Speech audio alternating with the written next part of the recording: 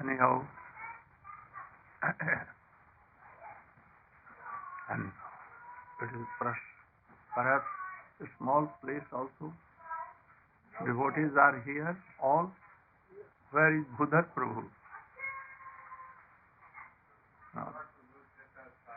Uh, there. No.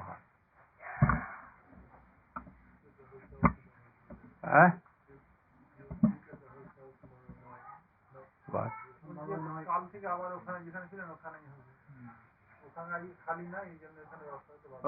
He should be given any seat, chair. A little closer if we want. You can have a chair. We'll come more closer.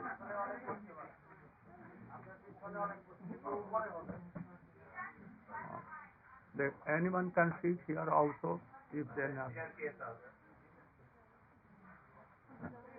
Yes, stay away. Stay safe. Shamla can go and sit here. Huh? Here. On this steps. Without fear, we can get there.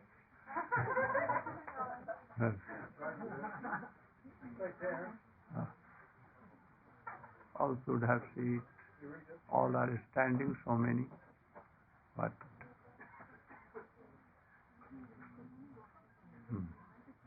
if you can manage seat from them, for them. And these chairs are there, non-compulsory.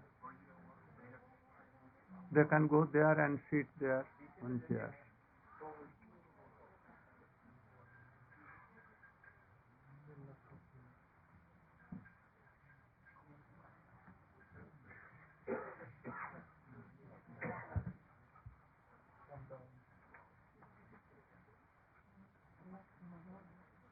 Why not working? They can go there, non-compulsory. They can come and sit there. They can. We are discussing about the goal of our devotion and love, the goal of our life. I was telling that, or all Shastra are telling that our goal should be fixed first. Where to go? What is our aim and object? And then we can make decision about our way. In what way we can go there? I have told something about this. So we should know something about this from Caitanya Chaitamrita, how he is telling about our goal. You should know also this thing, that what is really bhakti. There are so many things nowadays going on the name of bhakti, pure bhakti. But that is not pure bhakti. Very rare have some understanding of the real bhakti. So first we should know what is real bhakti. Srila Rupa Goswami, inspired by Sri Caitanya Mahaprabhu, he has told in Bhakti Rasamrita Sindhu that annabhilashita sunyam jnana karmadhyanapratam anukulyena krishnaanusilanam bhakti ruttama. Where? Oh, you are here. You should come here. Give a place.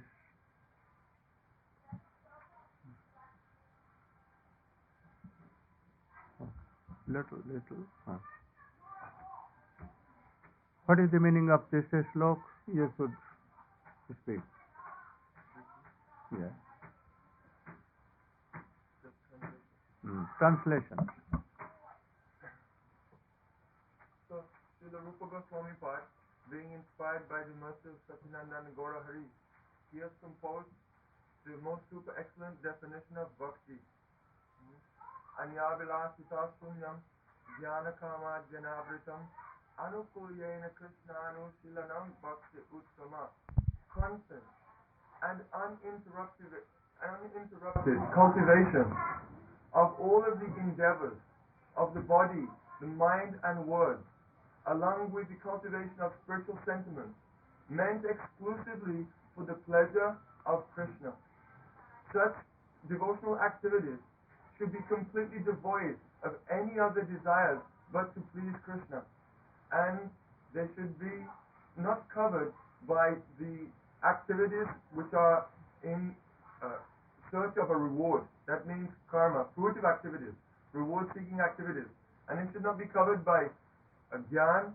That means the cultivation of knowledge for the purpose of attaining liberation.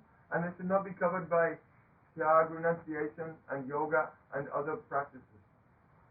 This is known as Uttama Bhakti. Uttama Bhakti, real Bhakti. But nowadays, so much adulteration are being made in Bhakti. Mixture of karma, mixture of jnana, mixture of yoga, so many things. So like a water, bring drinking water. Then there is ocean of water you cannot bring. This is alteration of salt, so much you cannot drink it. Or in drains, so much water going on, but you cannot drink. In this way, in Bhakti there are so many mixture of Bhakti. Really they are not Bhakti. But in this world, nowadays, especially in Kali Yuga, all the mixture of the Bhaktis are going on in the name of pure Bhakti. Like Srila Rupa Goswami has told, or all acharyas have told like this, that there are three kinds of bhakti. One, pure bhakti, Sarup Siddha Bhakti. Then Sangha Siddha Bhakti. And then Arop Siddha Bhakti. Arop Siddha Bhakti and Sangha Siddha Bhakti are actually not Shuddha pure Bhakti.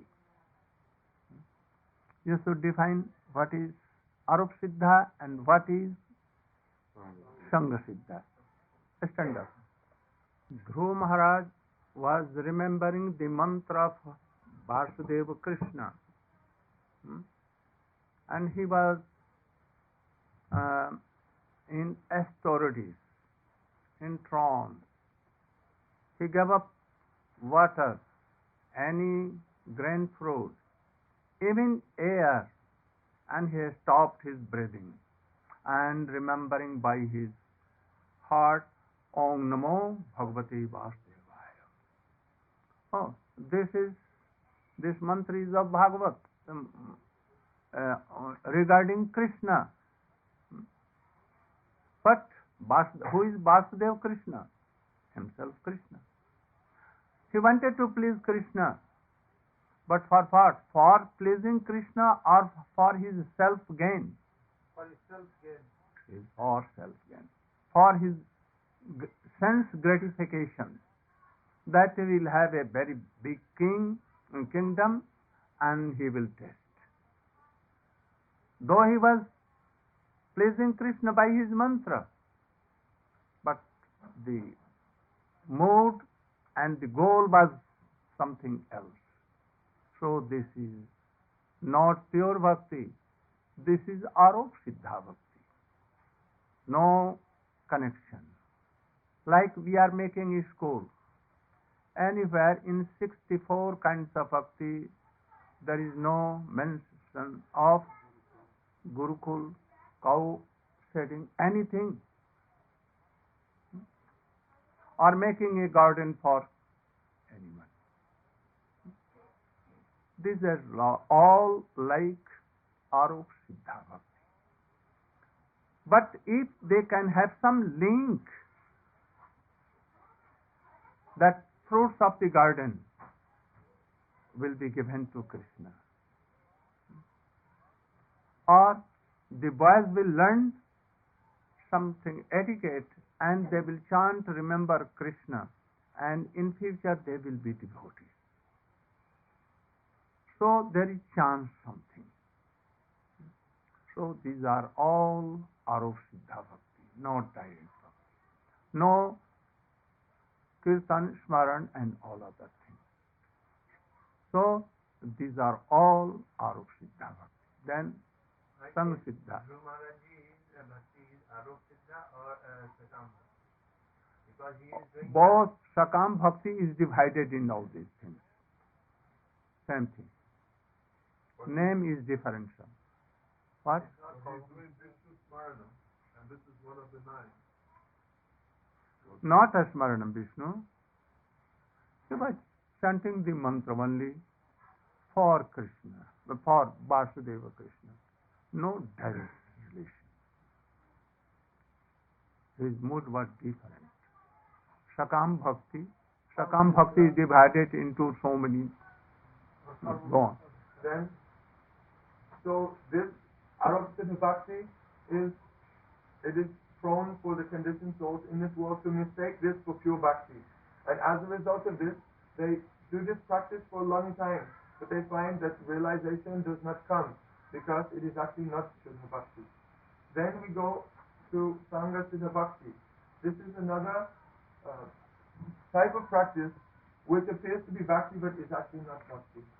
In Shastra it is written that a devotee has 26 qualities, like that he's brave, that he's poetic, that he's silent, that he's the best friend of all living entities, that he's always humble, and these are the qualities of a Vaishnava. So a devotee thinks that, oh, if I'm cultivating these qualities, then it will be bhakti. But these are actually not bhakti. These are considered to be like the parivar, or the family members of bhakti. One who has devotional service automatically has all of these qualities. But if independently of Siddha Bhakti, one is trying to cultivate these qualities, this activity in and of itself is actually not bhakti, and it will not bring realization of Krishna. So these three things are there: Siddha Bhakti, Arup Siddha Bhakti, and Sangha Siddha Bhakti. And the acharyas have defined these things so that we can be very careful and come into the line of Swarup Siddha Bhakti. Because by practicing Swarup Siddha Bhakti, then three results automatically come. One's faith and love begin to grow. One has some realization of Krishna himself, and one becomes thoroughly detached from all material existence. Whereas by practicing Arup Siddha and Sangha Siddha Bhakti, these results will not come, and one will gradually lose faith if he doesn't have proper association to again bring him into the line of Swarup Siddha Bhakti. Now I am coming on subject that why Caitanya Mahaprabhu descended to this world. Krishnadas Kaviraj Goswami is explaining. First he told that Sri Caitanya Mahaprabhu came to establish Yuga Dharma. Then he told that he came to establish Nam Sankirtan, and this is Yuga Dharma. After that he told that Anarpiti Charini Chirat, to sprinkle his mercy, to give all the jivas the same thing which was not given for a long time, and that was a spontaneous love. Rag Marga Pracharan. What? Ragamarga Bhakti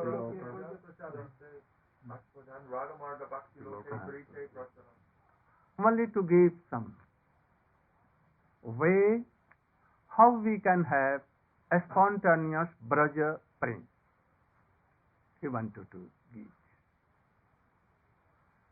So now he is telling that his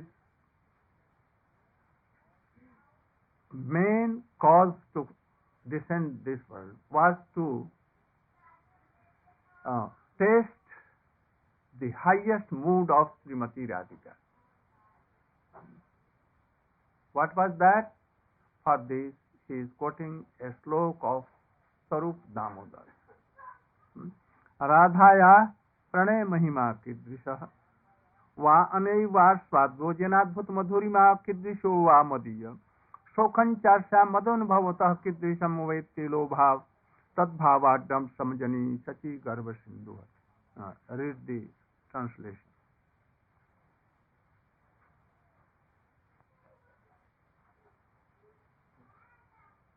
Desiring to understand the glory of Radharani's love, the wonderful qualities in him that she alone relishes through her love, and the happiness she feels when she realizes the sweetness of his love, the Supreme Lord Hari, richly endowed with her emotions, appears from the womb of Srimati Shati Devi as the moon appears from the ocean.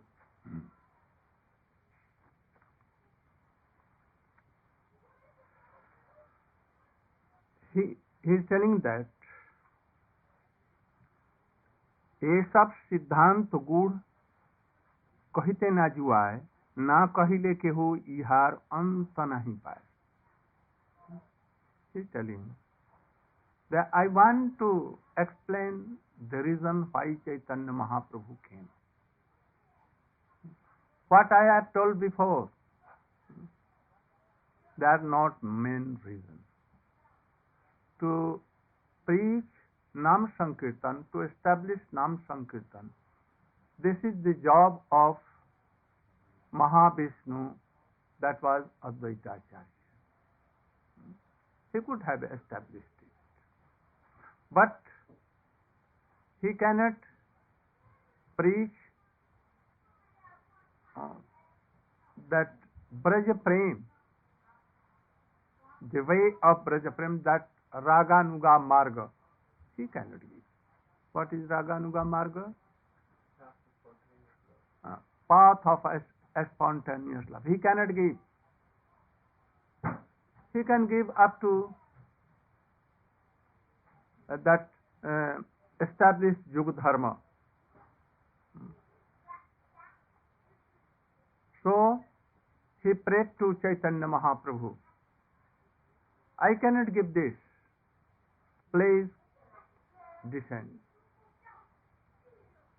Here Krishnadas Kaviraj Goswami is telling.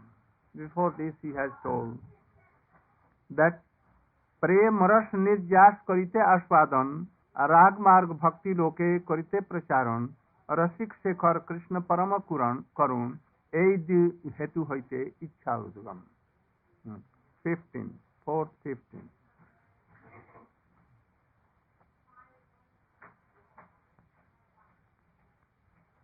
4:15.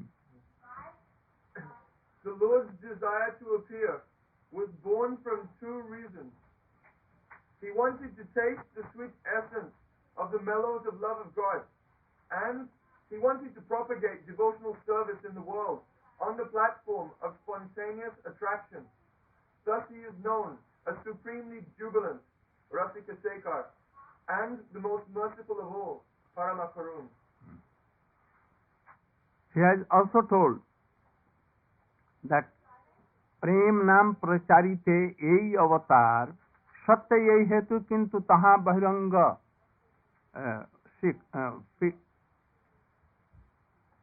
fifth and sixth.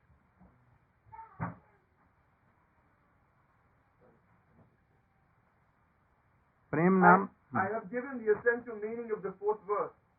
This incarnation descends to propagate the chanting of the holy name and spread love of God. Although this is true, this is but the external reason for the Lord's incarnation. Please hear one other reason, the confidential reason for the Lord's appearance.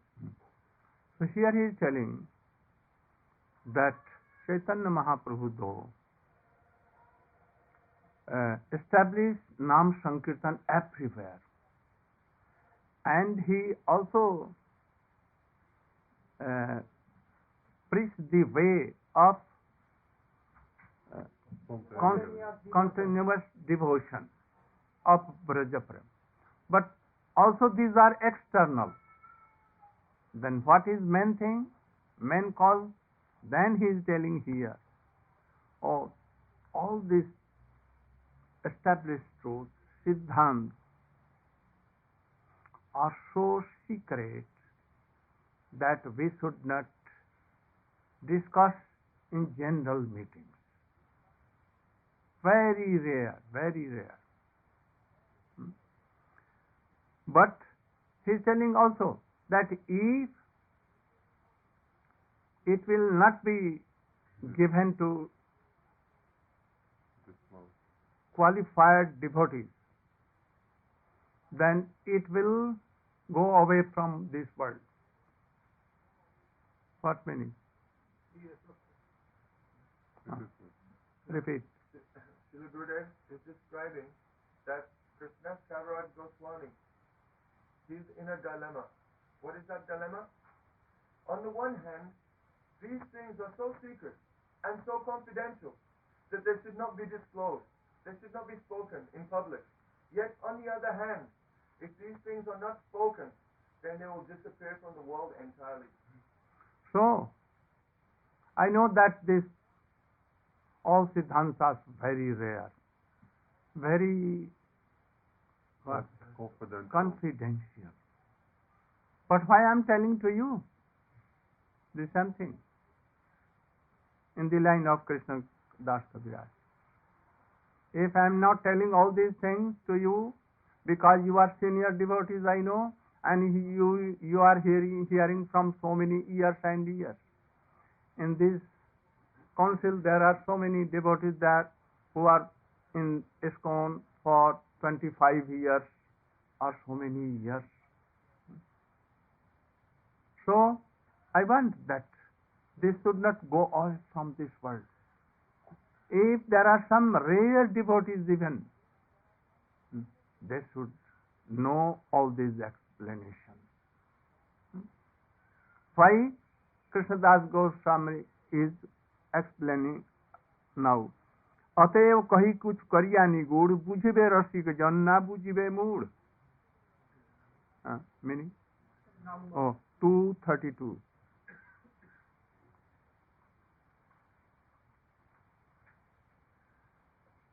All these conclusions are unfit to disclose in public, but if they are not disclosed, no one will understand them. Therefore, I shall mention them, revealing only their essence, so that loving devotees will understand them, but fools will not. Then he is telling, ये सब हृदय धरिए जे नीचा चैतन्य नित्यानंद, ये सब सिद्धांत से पाइबे आनंद. ये सब सिद्धांत है आम्रे रपलो, भक्तगण कोकिलेर सर्वदा बल्लभ. अभक्त उष्टे रिथे ना है प्रवेश, सबे चित्ते है मोर आनंद विशेष. Anyone who has captured Lord Caitanya Mahaprabhu and Lord Nityananda Prabhu in his heart will become blissful by hearing all these transcendental conclusions. All these conclusions are just like the newly grown twigs of a mango tree. They're always pleasing to the devotees, who in this way resemble cuckoo birds. The camel-like non-devotees cannot enter into these topics. Therefore, there is a special jubilation in my heart. 4 lines more. For fear of them, the camel-like non-devotees, I do not wish to speak. But if they do not understand, then what can be happier in all the 3 worlds? Therefore, after offering obeisances to the devotees, for their satisfaction, I shall speak without hesitating. There was a forest. In that forest, there are several mango trees and also some neem trees. You know, naturally, cuckoo bird will sit on mango trees and they will taste mango, the manjaris of mango. And that is why this is seem very sweet. And other hand, if there are so many mangoes, very sweet, and they are ripened, very tasteful, sweet, fragrant, even crows will connect seat on mangoes. They will sit on neem tree naturally, and they will take bitter taste of neem, and they will like that. If cuckoo birds will call them that you should come and taste like me, they will never come, never come. You know camels. What is the habit of camels? They always be in barren lands. No, no mango trees or anything. Only thorns are there. They will not taste anything else. Oh, only thorns. And thorns will make some